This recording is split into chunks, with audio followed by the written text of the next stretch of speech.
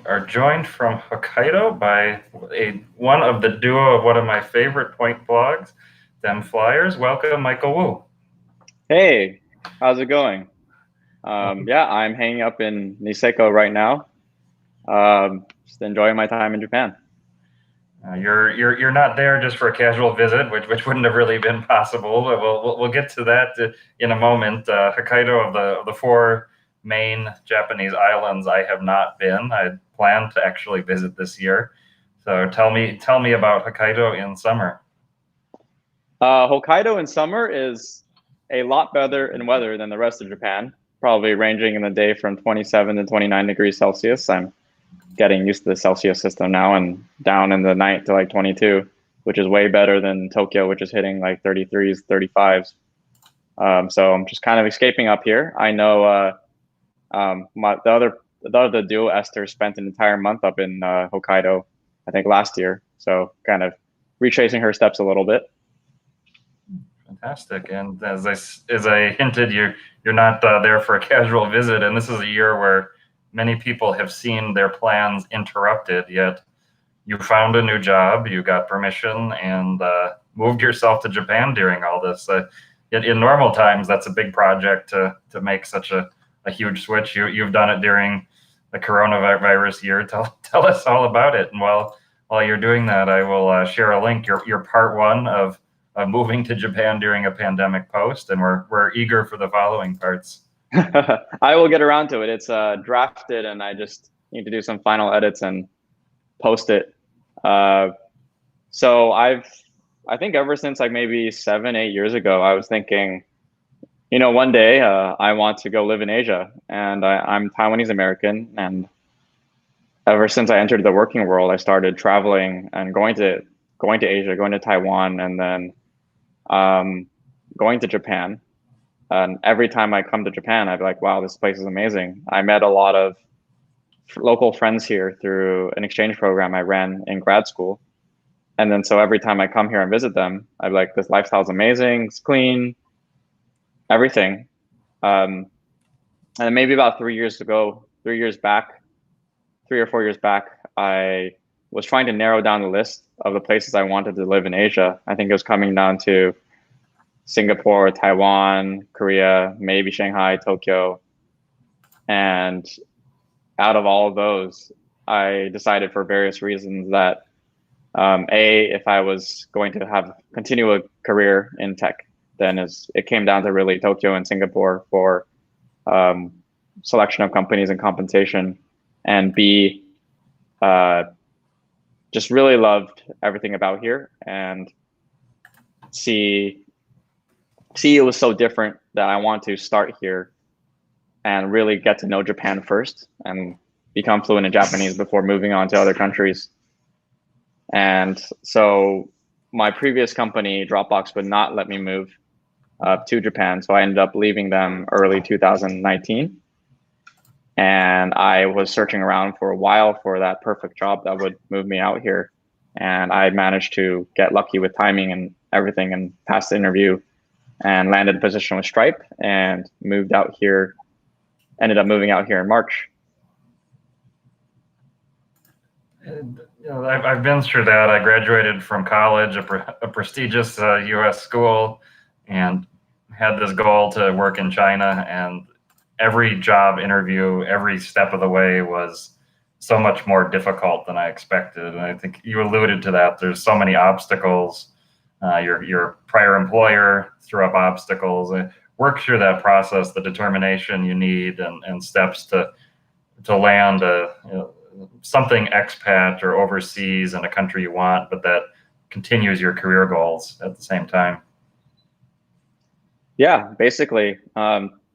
If you think about most tech companies, a lot of the major tech companies have branches out here, and Japan has become the number 2 market for a lot of tech companies. But the question is, how many actually have engineering offices out here? How many actually have good culture out here? How many actually offer decent compensation? Then that number shrinks rapidly. But you have your big players, Google, Facebook, Microsoft, Amazon, Dropbox, Stripe, Square. Twitter, they're all Airbnb, they're all out here. But this question is like, I'm a software engineer. Are there positions available for that? And that number, it just shrinks super rapidly. And then after that, like, are you going to be able to be effective? Are you going to have to be well compensated? I received an offer from Google that was just basically like a new grad salary in the US. And I was like, this is ridiculous. And then Stripe honestly offered something fairly generous with competitive on a global level, just I would say like an 18% cut from what you get in San Francisco, but compared to the cost of living, I was like, this is actually extremely reasonable. And I thought the impact that the impact that the company was making here was quite big. So I thought it just worked out perfectly. But it was basically a 9-month search process and finding the right companies, finding who actually had spots available, and then just going through the process. And then I was probably in like an immigration hold for 3 months or so, just figuring out exactly when I could move here. I signed my offer mid-November and didn't end up moving till early March. Wow, I mean, that is a incredible lead time, and I can certainly, from my experience, be impressed that you pulled this off. As you mentioned, Japan is not an easy one of finding all those criteria that work. When I was with a large multinational insurance company, I saw some expats get assigned to Japan, and the company was very well established, and the expats were basically there to be ignored and humored until the end of their assignment.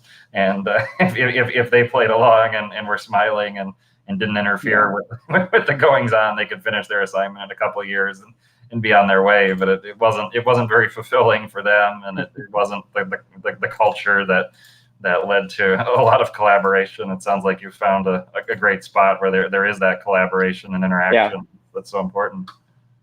Yeah, basically I would say everyone in my company is bilingual to some degree, and most of the engineering team is foreign. Most of the accounts people are bilingual Japanese, but everyone has been exposed to both sides basically. So I would say it's essentially a Silicon Valley company culture out here, just with some slight Japanese characteristics. And you mentioned you have Japanese language skills going in, and that you want to improve those. How much of a difference is that making to your early success, or potentially not, that you're feeling? Yeah, I think it actually makes a huge difference in your quality of life here. You can definitely survive here without any Japanese and just kind of stick in your expat bubble and force your way around. It's just your life is going to be more difficult and not as fulfilling. And whereas if you can even speak a modicum, people be friendlier, you can navigate basic life tasks. And then if it's even better, you can really actually connect. You can actually connect with Japanese people much better. I started studying my senior year of college about 11 years ago. And while studied intensely for maybe about 2.5 years, and after that just was on and off kind of in maintenance mode. But it never got worse. So coming in, I was fairly conversational, but definitely needed some work in like vocabulary and grammar. But for getting around, it wasn't an issue. I've been able to, almost in any situation, just kind of like fumble my way through any situation, even like banks and credit cards and setting up, like doing like legal forms, legal procedures and that kind of thing.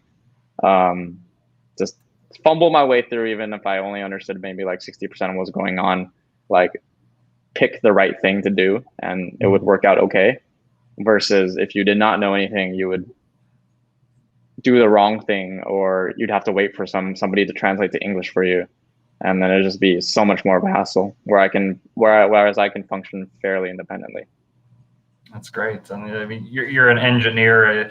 I would say Japan has a surfeit of forms that are over-engineered. You mentioned forms in banking. Oh, yes. Incredible. I mean, speaking of the frequent flyer programs, you look at these incredible flow charts of who you can book for what, for when, which family member. I mean, Yeah. it's an intense experience to navigate some of this. Oh yeah.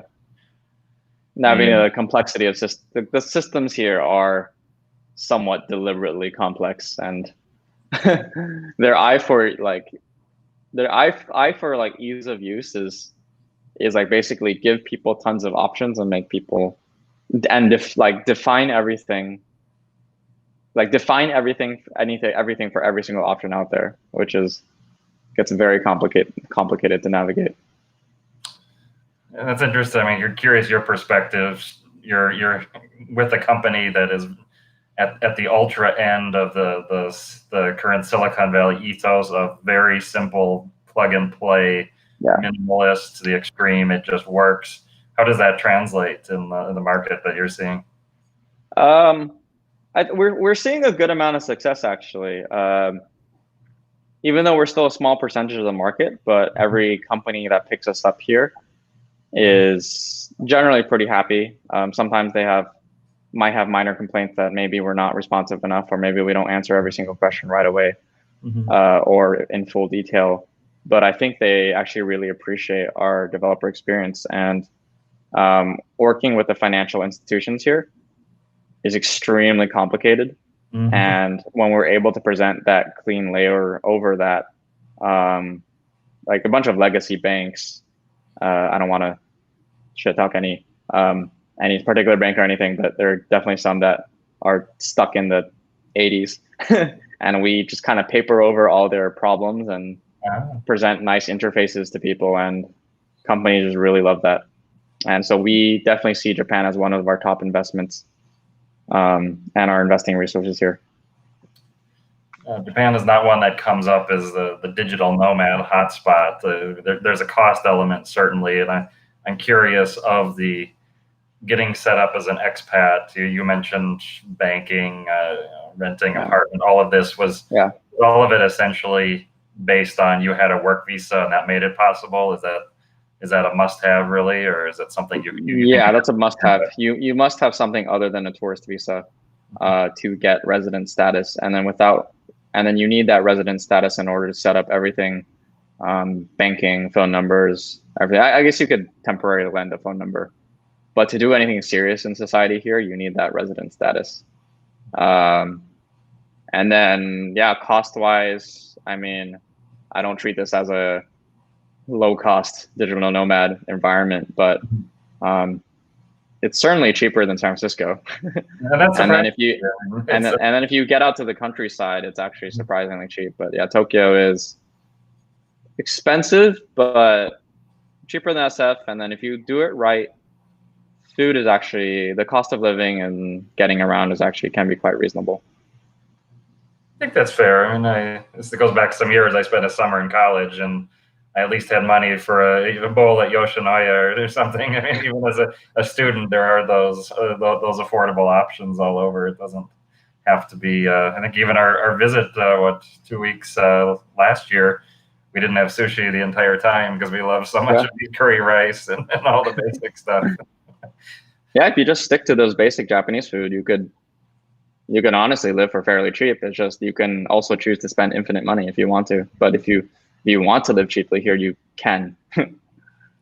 You moved in March, you said, right when everything was closing down. What was that experience like? Yeah, around that time, the US was doing okay, and Japan, people were hearing about cases in Japan. Like maybe it never like took off super strongly, but they're like, oh wow, there's coronavirus in Japan. It's isn't that slightly risky right now? The image wasn't like, oh, this is as bad as China or Korea right now. But it was like, oh, there's some stuff going on there. It's like, is that okay? And then the US was fine. So when I was moving over, I had apprehensions like, wow, is like Japan gonna get bad? Was this a mistake? My family sent me over with basically like 300 masks. I was wearing one my entire plane ride over. But then going to March, obviously the situation in the US exploded fairly quickly. And then even the numbers were slightly rising in Japan too in March. And then we entered a state of emergency from April to May, but we came out of that in June, and numbers are rising again, which is still questionable. But it's just, if I compare relatively to the rest of the world, like Japan's, despite what I feel about the government's incompetence in dealing with it, overall the situation is still quite reasonable in that I'm able to, it's just kind of on your own personal feeling about like how much risk you want to take in Tokyo.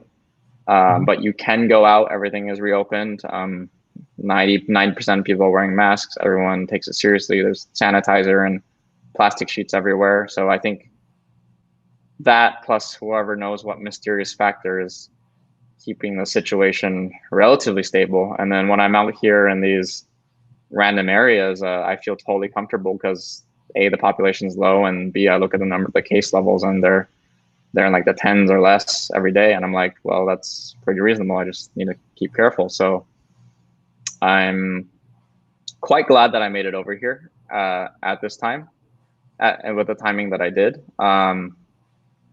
Definitely the increase, definitely the situation going to state of emergency and everything made moving in a little trickier in terms of like logistics for everything. Finding an apartment became trickier. Getting like all my appliances bought and shipped became trickier. Trying to like get my social life and work life set up became trickier. I went into the office the first day, and at the end of the first day, they said, we recommend that you work from home. So I was like, wait, what? So I went home, and then over the next 2 weeks, maybe went in like one more time, and then at the end of 2 weeks, the company was just like, nope, every single office is closed. You come in on Monday, get all your stuff, and you're just going to be indefinitely from home from now on. And definitely made while I like kind of like wandering and traveling, I've never done this situation where I'm just entirely work from home. I would be more expecting that like have coworkers next to me every once in a while so I can just pop over and ask them a question about how to do something, but it's just much harder to do that when you're all remote. So just getting started at work became a lot trickier to learn how to get myself up to speed and get independent. And it's probably a fair bet that even though you work for a tech company that has this DNA of all different kinds of lifestyles and working styles, probably not many of your colleagues in Japan have had extensive experience working remotely. Yeah. Even before, at my previous company, I was fairly used to like taking most weekends and traveling somewhere, and then maybe like working remotely on a Friday, and then maybe every 1.5 months I'd run off for like a week or two, and I'd work remotely while doing that. But I never did this continuously. I'm wondering if your colleagues going to you for advice almost. They're like, they're foreign to the salary man image of Japanese work culture.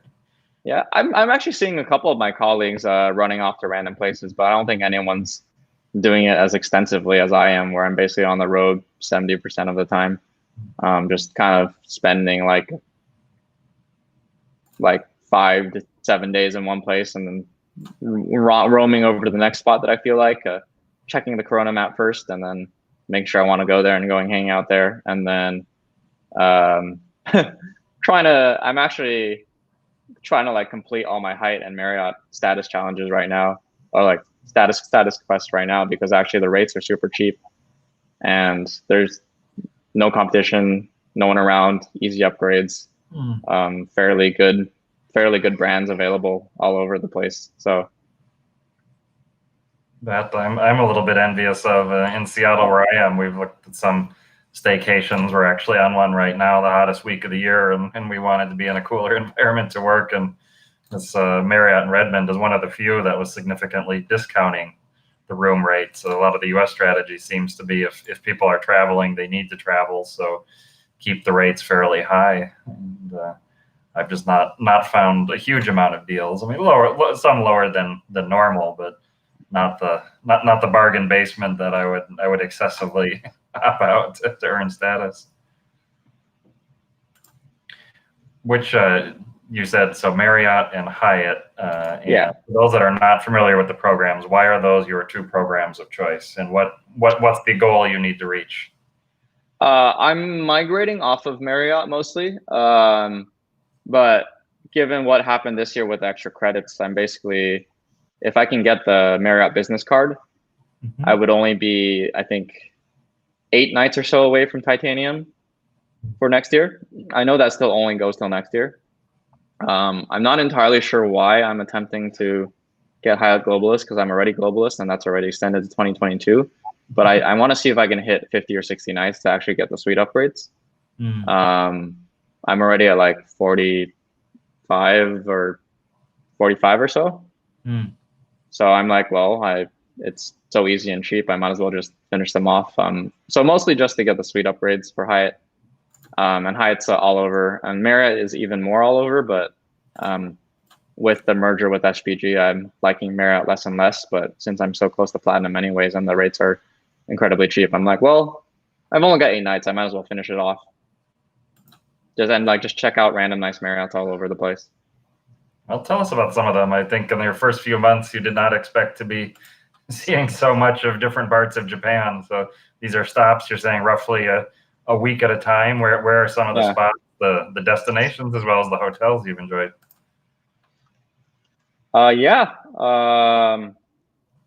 I checked out both Hyatt Regencies in Okinawa, both the Naha one and the Sarigaki Island one. Got suite upgrades at both of them. They're both quite nice. Went to the Grand Hyatt Fukuoka for a week. Got a suite upgrade there. Was really great. Had some great sushi around there. Just chilled out and worked out of Fukuoka for a week. Was at the Sheraton Miyazaki. That was also quite nice. That's southern Kyushu? Yeah, southern Kyushu, southeast Kyushu. And then I was up. There's a new, the Park Hyatt in Kyoto opened up recently, like last year, and I was curious to check it out, and got a suite upgrade too, because there's basically no one there. And normally my friend went last year. He said it was super crowded, but there's basically 9. There's 9 total guests in the hotel this time, and it was 30K points a night, and normally $900, a night, but 30K points a night, and super available, and got an upgrade there. That was nice. I went to check out the new Hyatt House, and then didn't stay there, but the Hyatt Centric is next door in Kanazawa, and up in northwestern Japan in Ishikawa Prefecture. That's pretty good. But that just opened in August, and I'm currently in the Hyatt House Niseko, which is I ended up getting a penthouse suite because I basically was the only few people, well, maybe globalists in this hotel. We've got like if it's a bunch of free fruit, and it's like 2-bedroom, and we've got like a big balcony here and a view. It's like I was just like, all right, like we have a king studio right now, but we need 2 beds. Could we get like the twin? Can we get the twin suite, or can we get like the 2-bedroom suite? And they're just like, you know what? We're bored. Let's just give you the nicest room in the hotel. Have fun. And then I'll be checking out the Park Hyatt Niseko next week. And then I think there's a new Fairfield in Sapporo. And then there's a luxury collection up somewhere else in Otaru. I think there's a 4 Points in Hakodate too. So just like kind of hopping around, checking out all these like branded hotels, collecting nights, and rates are like super cheap. Like running around 100 to anywhere between like 60 to 150 a night for most places. Although like the Park Hyatts are a little more, but incredibly cheap. So I'm just like, you know what? Let's just knock it out. It's way within my hotel budget. So, and it seems pretty fun. They're all pretty nice, and very high chance I'll get suite upgrades and free things. So that 4 Points Hakodate, I'm aware of, because I think with the devaluation, a year ago, I think that's the only category 4 or below Marriott property, at least at the time, that was still left. And almost all of them had bumped up to a category 5, and I had those old travel packages, so it almost became a trip. And yeah, there were some, I think, like in Hiroshima, different places that bumped up to 5s. Yeah. And there's a travel campaign from the Japanese government. It might have been slightly ill-advised with what's going on, where they will reimburse 35% of hotel costs for people traveling. They actually ended up banning people from Tokyo, excluding people from that. But if you're not from Tokyo, you can go around and literally be getting like 35% of your room rates off. And then after September, they're going to offer another 15% off in terms of like a local like food coupons and things. But that's just, yeah, that makes things very attractive. I have some American friends who've been quarantining themselves here in Japan since February, and then hotels have been telling them like, yeah, we can support this. Like, just show us your passport, and it's like fine. Like with you, obviously are just you don't have actual residence here, but we'll support it. We'll let you book. Yeah. And so you're eligible through your work, or you're excluded because you're based in Tokyo? I should be excluded because I'm in Tokyo, but I've just been using my American passport. How does that work? Doing bad things. It's just built into most of the. It's just built into most of the online booking sites. Oh, okay. And you need to put in an address that's not Tokyo, and then it'll just automatically apply the discount for you. Yeah. Makes things extremely attractive. Yeah, I was thinking like some horrible VAT refund process, which it's not that bad. If the hotel did not like specifically set themselves up for it, there is some sort of weird VAT refund process, but most of the time it's just built into like Agoda.com or like JTB or something. Normal OTAs. Japan's VAT refund process, I think, what, a year or two ago, became much easier. It used to be. So that's not. I was thinking of like Paris Charles de Gaulle, that airport. You see those VAT refund? Yeah. At some point in time, they changed, or maybe they were always this way. They changed a process where instead of getting your refund at the airport, they would just give you the refund on the spot at the store. You would just usually needed to go to some special counter, or you would like check out first and then like immediately go to like the refund counter and like get your money back. I don't qualify for that anymore, unfortunately, because I live here now. Yeah. But if you were on a tourist visa, then you would qualify for that. I've been watching and waiting for Don Quixote to set up shipping to the U.S. because I'm running out of Japanese milk tea and other things, and I don't see any prospect of getting there this year. Well, you're up in Washington, right? Yeah. Shouldn't there be some Japanese markets up around like the University District or something? Yeah, and some of that they have, but it's also the. Okay, sure. I love Don Quixote. There's one next like a 7-minute walk from my house. At some point I was literally going every single day to Don Quixote and just stopping in, walking around, buying some discounted food and going back and cooking it. It was great. And I've been to Japan a number of times before that came on my radar. So I'll excuse anybody else who's not familiar with that store and chain. Just tell people what it is. Sure. So think of Don Quixote as a kind of like a mega Walmart with like multiple floors, but like made super kitschy and unique.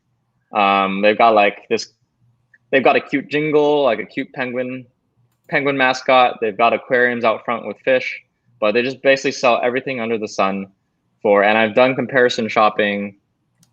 They might exclude some items because they have limited shelf space. But basically you can pretty much find anything you want. And then I've done a lot of comparison shopping. And Don Quixote, for a good class of things like cosmetics and food and things, usually on average beats out pretty much every other store except for like 100 yen shops and Amazon for higher ticket items. So it's like if you're just trying to buy like some Japanese cosmetics or snacks, so it's like just go to Don Quixote. Like, you're not going to get better prices than other places. Just don't even bother. What other shopping finds, food finds? Are there new types of Japanese food that you've discovered? And I mentioned like we have a love for those simple curry rices that are humble but delicious. What have you found? Wagyu sandos are getting popular. It's like Wagyu sandwiches. They're getting delicious. And is What this else? they can't export it, and so they're cutting the I price, guess or not. yeah. I never was wholly into like the whole egg sandwich thing from the convenience stores, but I've been definitely loving the fried chicken. Like the fried chicken. My opinion is I like Lawson's fried chicken the best, but I know some people will fight to the death and say Family Mart fried chicken is the best. Other than that, everything's pretty much already familiar to me. Mexican food is actually getting surprisingly popular. It used to be basically non-existent. There's like legitimate Neapolitan like pizza now, like actual seriously legit places where like chefs have like trained in Italy and like produced like some of the best pizza in the world that's going around now. Other things I've been doing, I've been traveling and eating around with someone I met now. His name's Jason Wang. He has basically been traveling the world for the last 4 years and eating and staying at the best, nicest restaurants and hotels. We've been just hitting up so many Michelin star places together. Doing like one of like top rated Tabelog restaurants from Japan up in like the hills. And then I'm going to a collaboration with I'm doing a lot of like fine dining because it's just so easy to access here in so many places and such high quality. I've booked a collaboration with Sushi Saito and like an art gallery for next month. So just like my level of fine dining has gone from like once every month or once every 2 months to like literally like 4 or 5 restaurants a month now because it's just so accessible and good. And is that accessible because of the current period that diners aren't going, or is that something about the booking process? This period is definitely helpful.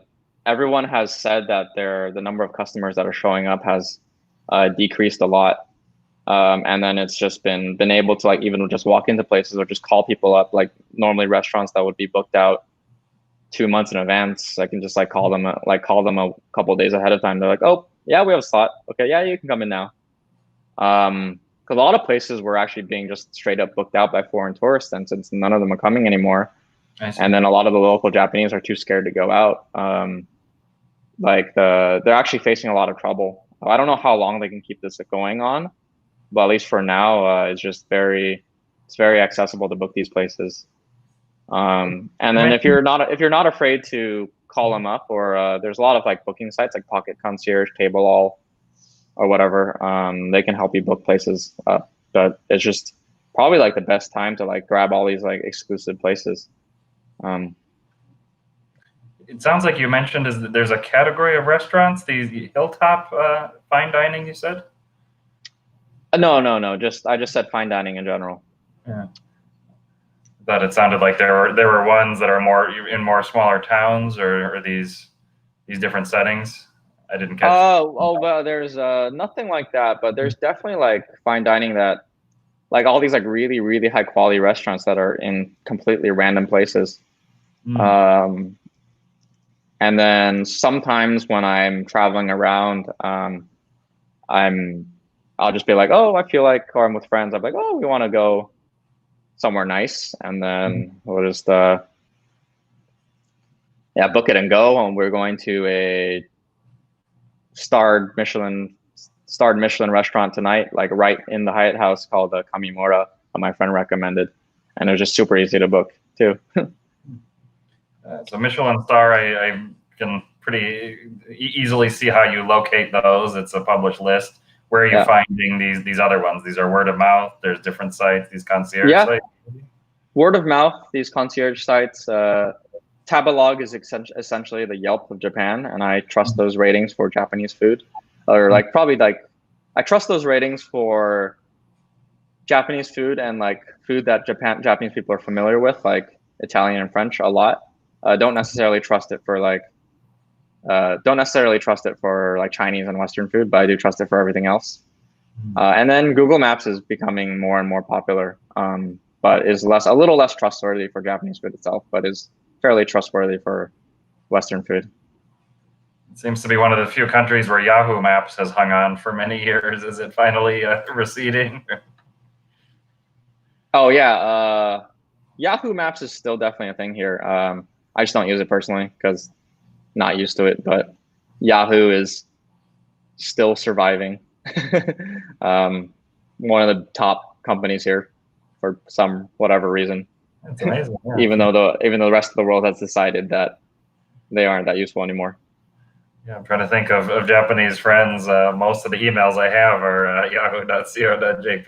It's very much an entrenched brand. It's fascinating how that has taken off like that and stuck, and others. People have cycled out in the U.S. of their Hotmail addresses or whatever. It's you mentioned Chinese food is the reviews in that app are not popular, but you have some expertise in Chinese food. Are you finding good options or not even trying? I've tried a little bit to find my favorites out of that would be Taiwanese food and Sichuan food. So I've tried occasionally to find places like that. I haven't felt the huge craving though. Like I either just like cook that by myself. I know they definitely exist, and I've gone to a few in Tokyo around. A lot of the Chinese food places will be slightly Japanified, but I've definitely gone to a couple like really good, soup dumpling places that have been pretty good, or Taiwanese food places that have been pretty good. I haven't really been going out of my way though. What would be Japanified Chinese food? Like fried rice, they do it in a slightly Japanified manner. What else? Theoretically, there's a lot of like some types of ramen are claimed to be more Chinese style ramen. Yeah, like Tantan Men is claimed to be more Chinese style. So things like that. Japan likes to take every sort of food cuisine or everything literally and like slightly Japanify it. So you'll end up with flavors that are slightly different. Usually not as intensive flavors for say Sichuan food or something. Yeah, I could see Sichuan being dialed down a little bit. And talk about your experience. You mentioned business travel a lot, as well as your heritage in Taiwan. It's a destination that's been overlooked, I think, by a lot of global tourists in the past couple of years. Has been coming to more attention. Things like bike tours of the East Coast and that. Speak to the food culture that you know and how to go to the markets. So we'll assume the markets are up and running again. How to make your experience work. Oh, the markets are totally up and running. I've been really jealously looking at all my friends' Instagrams who are in Taiwan right now. They're just living completely normal lives and like going to clubs and everything. And I'm like, dang, I'm jealous. Although I would say Taiwan is still a very small place comparatively to say like China or Japan. So it feels very small. You can get bored a lot faster. And for me, Taiwan was always on top of my mind because I am Taiwanese American and I'd go visit family. And basically every winter, around New Year's time, I'd always stop in for a little bit just to hang out with people and say hi to family. And what I'd usually say is like everyone and their mom is in Taiwan around like Christmas, New Year's time. I literally go there, put a shout out on Facebook, and like 20 people would be like, "Oh yeah, I'm in Taiwan too. Let's hang out," because I'm there with their family. And then I remember one year we were roaming around with a group of like 40 people running around Taiwan. I don't know what good tips there are. Taiwan's definitely coming into a bit of prominence now. They're coming into the news for successfully handling the coronavirus. I'm trying to think of. Taipei has such a huge center of gravity, but Yeah. let's say by next year it's opened up where visitors could come and say they want to spend a month or two. What are some of the places to look at other than Taipei to consider? Oh yeah, like going east to like Hualien and Taroko Gorge, and then going down the west coast, you can even like bike around the island. People really love doing that. But going down to like Taichung or like Kaohsiung, or down to Kending, just like going along the west coast, it's just you leave Taipei and you get to a more, it's like a very more like chilled, laid back lifestyle. Good food and culture, whereas Taipei is a bit more hectic and dirty city. Whereas like I think it's good to, or going out to Sun Moon Lake is extremely popular too. But it's good to have or going up north to Keelung or Jiufen, where they supposedly the inspiration for Spirited Away. Those are all good like side trips to do. I think it's good to have both, to mix in some time in Taipei and then mix in. Definitely should go out a bit too. Fantastic. And there's I have a lot of friends right now who are applying for basically immigration cards to go to Taiwan right now. There's various ways to get in. The easiest way for a lot of people is if you can prove over like basically $5,000 of income at some point in your life in the last 3 years, and you're in certain fields, then you can get like a 4-year like residence and free employment card to live there. And people are right now, I know a lot of people in SF are basically applying for that to flee SF and go like live there right now. Or for people with some heritage or relative connection, there are ways to get visas to go in right now. Really? So this first method based on your income, that doesn't require any kind of prior connection, family or otherwise, to Taiwan? No. You just need to be like in certain like scientific, technical, or consulting fields, and then prove at some point in the last 3 years you've earned over $5,000 in income or so. And then you can, it's called the Taiwan Gold Card. And I know people are doing that as a way to escape. I think I might. This is where I've been looking at, hoping if we can take a trip at the end of the year, just go to Tainan or somewhere and base ourselves for a month or two.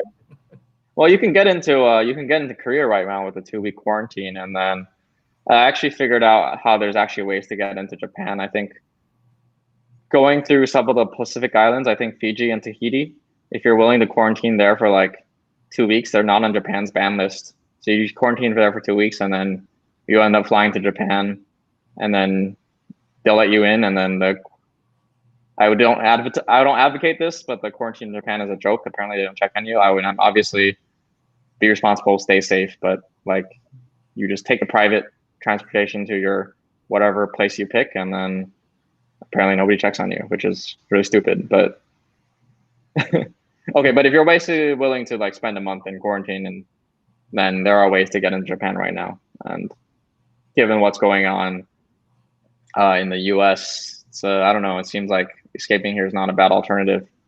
But I also know people in the US who just basically take into like roaming around on the road too, and going to explore all the outdoor sites they've never been able to go to, just with their free time, and sticking in their car and avoiding people and checking out the outdoors, which I also advocate. So yeah, it sounds like just don't pick the really famous national parks in the U.S. if you've got that idea, because everybody you go to a state park or something if you're gonna try for that, because I've seen the massive crowds at something like Crater Lake. I think that's an important point. I mean, you've taken the decision to where you are to be mobile, but within the regulations and guidelines, and some sense about certainly not circumventing what you mentioned about getting into Japan. I mean, that's fully meeting quarantine requirements in a country like Fiji. And don't circumvent quarantine. That's bad. But like, if you do the proper quarantine, like I don't see why you should not be able to get into places as long as the places that you want, as long as you're following the rules and being responsible. So given all this, you're still on the move. You're still interested in points. How has your interest in points changed? One, by moving to Japan. Clearly, you're continuing the hotel piece, but maybe airlines you're changing. And then two, has coronavirus changed how you think about earning, burning, all the whole points subject. Yeah, airlines has pretty much gone down the drain. I'm keeping I'm on my third year of Asiana Gold Diamond status, so that's haven't really needed it at all because that just really doesn't do anything. I'll go to airports and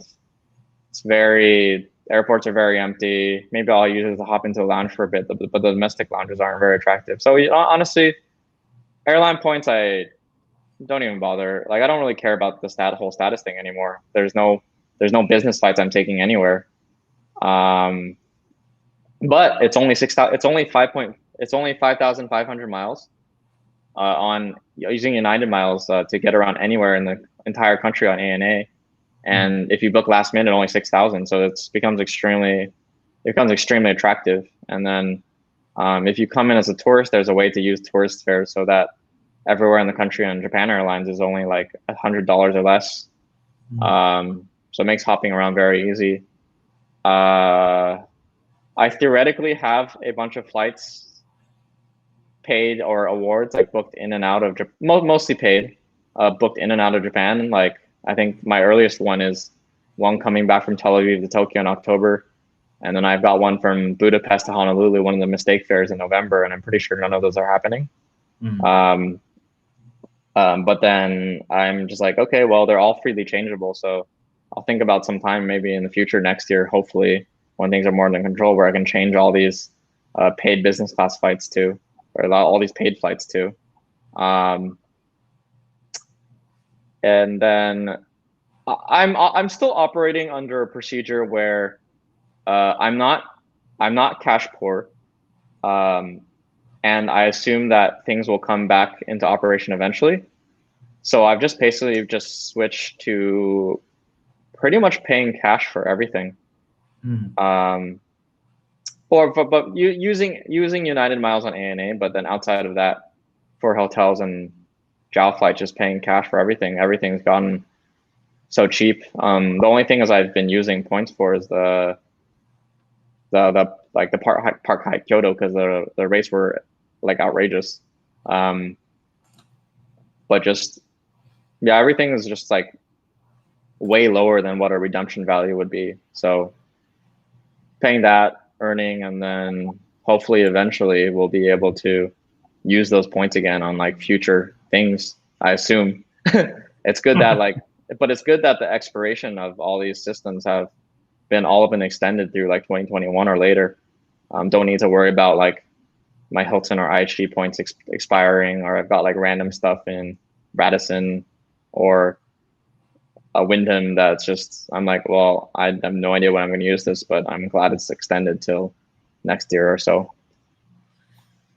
Yeah, that's Wyndham. Before they extended, it was a book and canceled to reset the clock for me. But some of those, they get these orphan ones linger around, and it's been interesting that for those of us that have been observers of the programs for so long, how clearly the programs know exactly what parts of their programs were awful for customers, because they quickly flip the switch and being less awful very fast. And we'll see. We want things to get back to normal, but not the programs to get back to normal. Yeah. I mean, Marriott gave an extra 25 nights of stay credit just for no reason. Yeah. And then I even just tweeted them, because I was platinum last year and then I fell down to gold this year, but I just tweeted them like, hey, I'm going to be staying in a bunch of Marriotts around Japan. Like, can you do something about that? Like, would you mind bumping me up to platinum? They're just like, yeah, sure. Why not? That's incredible. And even if the world seems to be changing so drastically, sometimes just asking for things pays off. Yeah. Well, there's a big difference there. You get the 4 p.m. checkout on the breakfast. So versus your gold, you don't get too much. So definitely a big difference. That's really, I've started caring about the Marriott status for this work from home. When we're out, that tomorrow I have meetings till 3 p.m. and I've got a 4 o'clock checkout. So otherwise I would have been scrambling. Well, I am in awe of what you're accomplishing this year, this move, this great job, this expat life in Tokyo. I hope at some point in the future I'll have a similar experience. Thank you for joining us tonight, Michael. Yeah, of course. And if anyone ever stops by Japan, just reach out and in the future, obviously, reach out. I'll hook you up or point you to the right places, or be happy to show you around and translate if necessary. Michelin star restaurants on Michael. Yeah. Forever. Oh yeah, yeah. I have access to. I know how to. I have access and connections to book a bunch of places now, so it'll be a lot easier. Perfect. Thank you, and enjoy your continued adventures. Great.